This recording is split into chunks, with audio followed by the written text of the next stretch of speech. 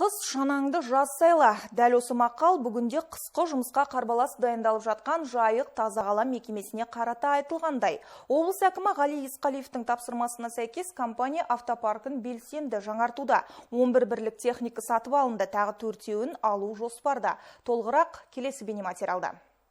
Қатарласып сап түзеген су жаңа тракторлар алғашқы қар жауысымен жұмысқа кіріспек. Компания басшылығы коммуналдық мекеме қосымша техникаға зәру еместігін айтады. Қазір автопаркты жаңғырту бағытында жұмыстар жүргізілуде. Аталған жұмыстар өңір басшысы Ғали Есқалиевтің тапсырмасынан кейін қолға алынды. Бүгінгі күнге дейін 11 техника сатып алынған. Жыл соңына дейін олардың қатары тағы 4 техникамен толықпақ.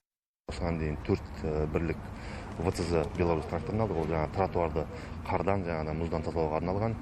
Содан кейін универсальный дорожный машина алдық, УКМ 2500 деген.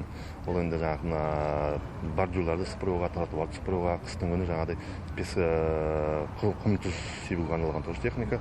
Енді 5 тағы да Беларусь тракторын алып жатырық. Ол деген қысқы кезде қар кыруға және қар сыпыруға арналған жолдың үстіндегі магистральды көшелердегі. Енді жылдың аяғына дейін біздер тағы да қазір 4 бірлік техника күтіп жатырық.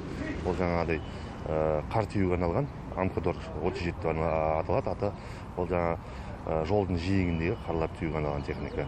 Техниканы жаңартудан бөлек мекемеде қысқа әзірліктің басқа да бағыттары қарқынды жүріп жатыр. 14 мың тонны құнды тұзды қоспа мен жанар жағармай сатып алынды. Қажеттілік болған жағдайда қорды арттыруға да мүмкіндік бар дейді компания басшысы. Жалпы автопаркты жаңғырту жұмыстары 2019 жылдан басталған болатын. Соңғы 2 жылда 58 бірлік техника сатып алынған. Бүгінгі таңда Жайық Таза Қала мекемесінің теңгеріміндегі көлік саны 167-ге жетті. Аяужан Кереева, Алмас Әдиетов, Дастан Оразбаев, Ақжайық телеарнасы.